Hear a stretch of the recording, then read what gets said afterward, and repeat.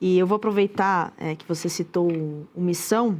Eu quero entender o que exatamente diferencia o Missão de um outro partido tradicional e ainda como, no caso, né, você está como pré-candidato, está disputando, como você não seria absorvido aí também, incluo o seu partido, pela lógica de Brasília, diante de tudo isso que a gente citou, STF, enfim.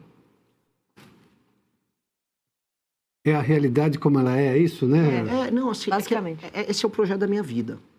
Se ele der errado, eu fracassei como homem. Se eu deixar o nosso partido, que teve milhares de jovens coletando assinatura, se tornar um União Brasil, eu sou um fracasso como homem, o Kim é um fracasso como homem, a Amanda é um fracasso como mulher. Significa que nós, como liderança, nós fomos fracos e nós fomos cooptados pela sedução mais baixa da fama, do dinheiro e do poder sem efeito. Que ter um cargo não significa ter poder. Eu sem ter cargo político nenhum, eu tenho mais poder do que a maior parte dos deputados, porque eu consigo mobilizar lideranças, consigo mobilizar pessoas que pensam. E o poder do carguinho, o poder do dinheirinho, participar de uma festa com o Vorcaro, graças a Deus nunca nos seduziu. E aí, humilhar aquelas pessoas que estiveram na rua coletando assinatura debaixo de chuva, falando, Renan, eu consegui coletar 50 hoje, coletei 100 hoje, me tornaria um lixo, eu me tornaria uma vergonha que eu não conseguiria andar na rua. Então, vergonha na cara, pura e simples. E do ponto de vista institucional, existem poucos partidos no Brasil, existem legendas.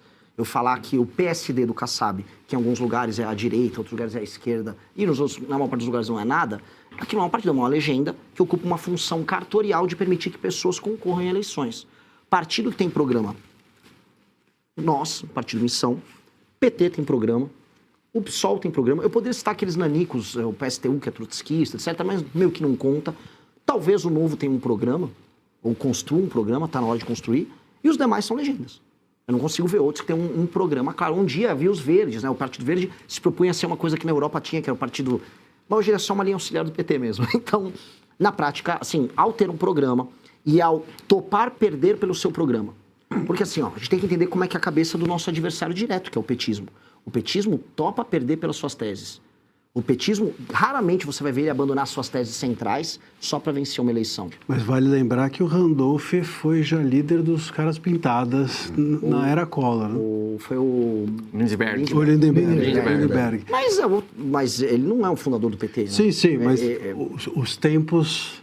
A máquina gira, né? Como manter em pé essa ideologia toda é a questão. Vamos manter esse debate para o segundo bloco? Posso fazer? Vamos fazer um rápido intervalo, a gente volta em instantes. Nosso convidado especial hoje é o candidato, melhor, pré-candidato pela eleição, Renan Santos. A gente faz um intervalo brevíssimo e voltamos na sequência.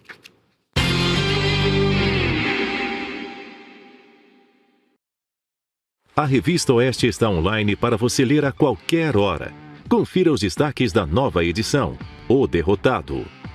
Augusto Nunes comenta a rejeição do Senado ao indicado de Lula, Jorge Messias, para o STF, além da derrubada de seu veto ao PL da dosimetria.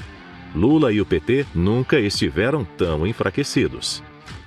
E mais, Adalberto Piotto identifica como a rejeição a Messias para o STF representa uma janela de oportunidade para a oposição e um renovo de esperança para o eleitor. Alexandre Garcia ironiza, saiu o primeiro impeachment de ministro do Supremo, o de Messias. Mas alerta, no Brasil, a crise é mais embaixo. Assine a Revista Oeste e leia reportagens e artigos na palma da mão. Saiba mais em revistaoeste.com/assine ou pelo WhatsApp 11 91419 8080. As eleições de 2026 podem mudar o Brasil. E a informação é a chave. A Oeste já transformou o jornalismo digital. Agora, queremos também chegar à televisão. Para isso, dependemos de você. O Brasil precisa ter um canal de notícias que mostre os fatos. Assine a Oeste, espalhe a verdade e ajude a mudar o futuro. De leste a oeste, une passado e presente em análises históricas e debates sobre os principais acontecimentos internacionais. Um programa que decifra o que acontece no mundo e de que modo isso pode impactar a sua vida. Toda sexta-feira, às 20h30 da noite, com Ana Paula Henkel, Ivan Kleber, Flávio Morgenstern e Bernardo Kister.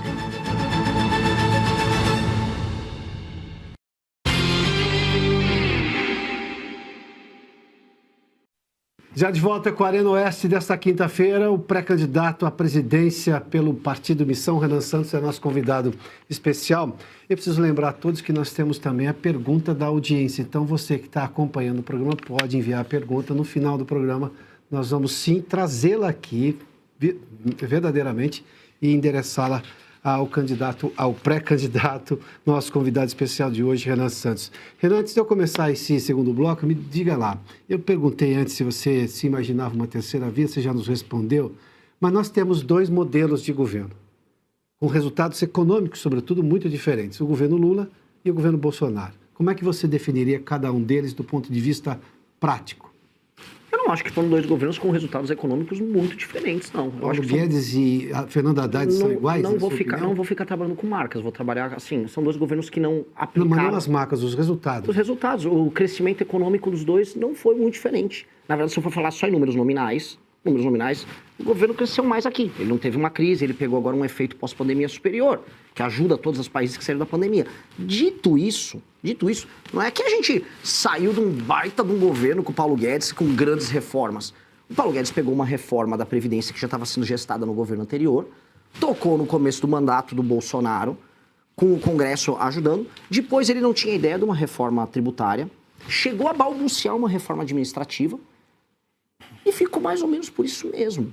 E no final do mandato, tirando o fato de ter furado o teto algumas vezes, no final do mandato, teve todas aquelas políticas adotadas para vencer a eleição, inclusive com crédito consignado, que acabou beneficiando o próprio Banco Master, em decisão do João Roma, um MP ali, que ajudou o Crédito Sexta, que não são nem um pouco, vamos dizer, brilhantes do ponto de vista econômico e nem do ponto de vista moral. Dito isto, entra o PT, pega todas essas portas escancaradas e mantém a porta escancarada e adota um outro modelo, que não é nem que fura mais o teto, ele criou um arcabouço que é pior e a gente está se arrastando em termos econômicos. Em termos econômicos, a gente precisa fazer uma reforma fiscal que precisa abrir coisa de pelo menos 3 trilhões em 10 anos. Nós precisamos andar com essa reforma. A gente, do ponto de vista fiscal, vai ter que encarar uma série de problemas que os pré-candidatos não estão tendo coragem de falar. Vou dar um exemplo. A desindexação, tanto da aposentadoria quanto do BPC, do salário mínimo. Hoje o salário mínimo aumenta, automaticamente aumentam esses demais. E o Brasil, eu acho que é o único país do mundo que faz isso. Por isso que a nossa aposentadoria, mesmo o Brasil não sendo um país tão velho, ela custa tanto. Isso é impopular. Os demais pré-candidatos vão falar em fazer. O Flávio correu e falou, não vou fazer. Então vai fazer o quê? Não vai precisar fazer. Vamos precisar fazer uma nova reforma da Previdência, paramétrica, mexendo nos privilégios. Vai precisar fazer. Os demais estão falando? Porque precisa.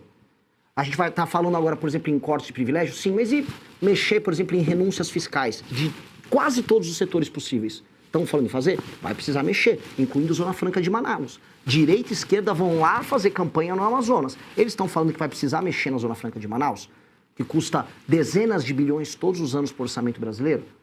Ninguém está falando disso. E nós vamos precisar falar, porque senão a gente não faz uma reforma profunda e depois a gente fica todo mundo reclamando, o imposto está alto, tá alto. Direita reclama muito e esquerda, mas para poder baixar o imposto vai ter que fazer essas reformas. Alguém avisou o eleitor que se quiser cobrar lá o IVA, o IBS, vai precisar, uma alíquota menor, vai precisar fazer um monte de reforma muito profunda. Eu estou falando, e mais do que falar, eu já protocolei com o Kim Kataguiri, ano passado, uma PEC que endereça essa questão. É uma PEC de reforma fiscal com os melhores modelos internacionais para a gente colocar o Brasil numa rota que a dívida brasileira não estoure. Isso é fundamental. Para muitos é impopular. Eu não vai anular a última reforma tributária? O senhor manteria essa reforma? A reforma tributária, ela não funciona, ela está com uma alíquota muito alta, porque foram colocadas muitas exceções nela e muitas burocracias. A beleza de um modelo que unificaria, vamos dizer, os impostos estaduais, acabaria com a guerra fiscal, que é um modelo que acontece em quase todos os países, ele foi, como sempre, ao passar pelo Congresso, deturpado pela pressão de vários setores. E aí ela ficou uma reforma manca e ruim. A gente tem que corrigir a reforma. Um modelo que tem esse imposto estadual único, que você não tem as guerras fiscais, é bom. Agora, ele foi deturpado, como quase tudo acontece com o nosso Congresso Nacional. E ele foi deturpado por pressões setoriais das mais diversas. Eu reformaria ela para tirar essas deturpações, para aí sim, a gente ter, vamos dizer, um modelo simples, claro, e eu fazendo uma reforma fiscal, poder baixar as alíquotas. A gente só vai poder baixar as alíquotas, como todo mundo fala, e os estados poderem baixar, de maneira clara, fazendo reforma fiscal. Do jeito que está, todo mundo que prometeu, eu vou chegar lá e vou baixar imposto. Como? A dívida brasileira está estourada. Está estourada. Eu estou fazendo um recado, que é um recado que o Milei já também tinha feito na Argentina. Vai ter que fazer todas essas propostas aqui, ou o bicho vai pegar. Ou o bicho vai pegar. A nossa curva de dívida está estourando. Os mercados internacionais estão vendo isso. E o Haddad, a estratégia dele, através do arcabouço, você fala assim, não, vamos segurando a onda, porque a gente vai tacando aumento de arrecadação, e com o aumento de arrecadação a gente vai se virando.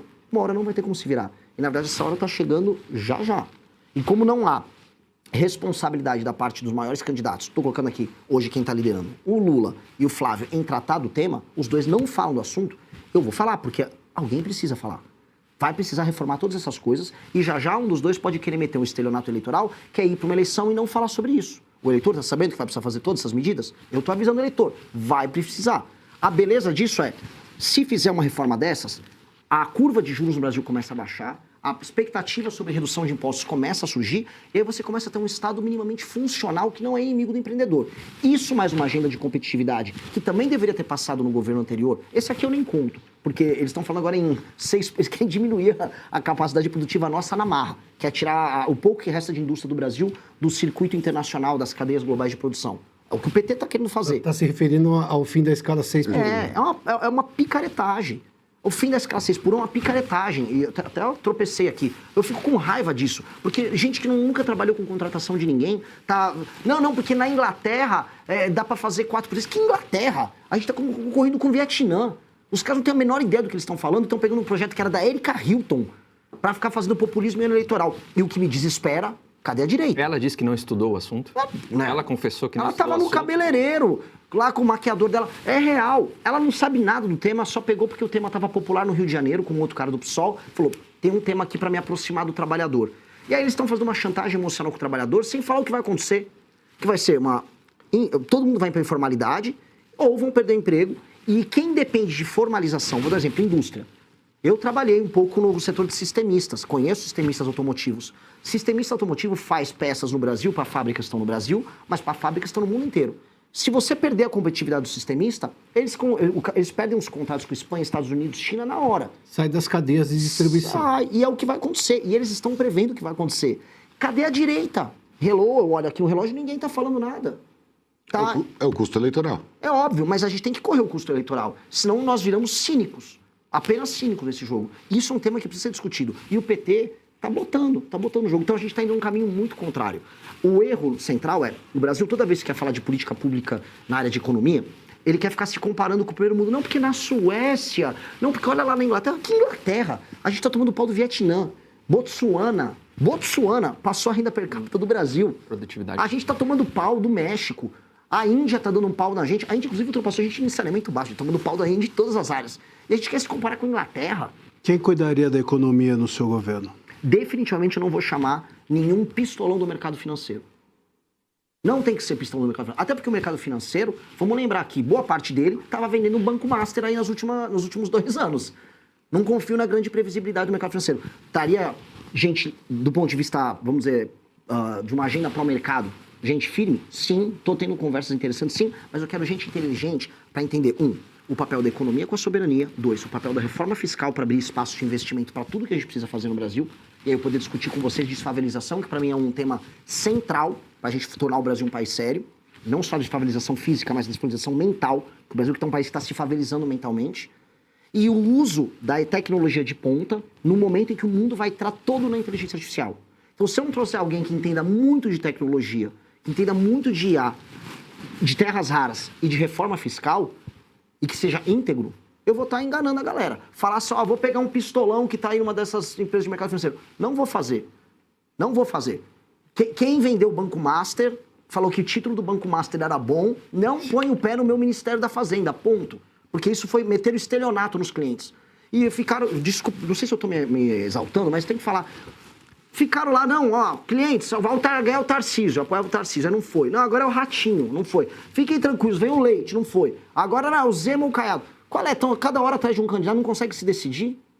Estão sempre fazendo um trade em cima disso. Eu não vou trabalhar com esses caras, não vou trabalhar em cima de gente que vende previsão, mas não entrega resultado. Mas tem hoje alguém que orienta o plano de governo do senhor para a economia? Eu tenho um time com 200 pessoas que trabalham com o nosso plano no nível amarelo e me consulto com gente como, por exemplo, o Tony Volpon, que foi do Banco Central, uma das pessoas mais brilhantes que eu conheço. gente que trabalha na área de startup, na área de tecnologia. O Tony Volpon é um exemplo perfeito, uma pessoa que integra essa visão de mundo, que envolve inclusive criptoativos, que envolve uma necessidade de uma política financeira, de uma política monetária que faça lógica, que faça sentido e que topa negociar e abrir, vamos dizer, espaço para uma visão de Brasil soberano e ao mesmo tempo fiscalmente falando responsável. Se você gostou do vídeo, não se esqueça de deixar o like e se inscrever no canal. Te vejo no próximo vídeo.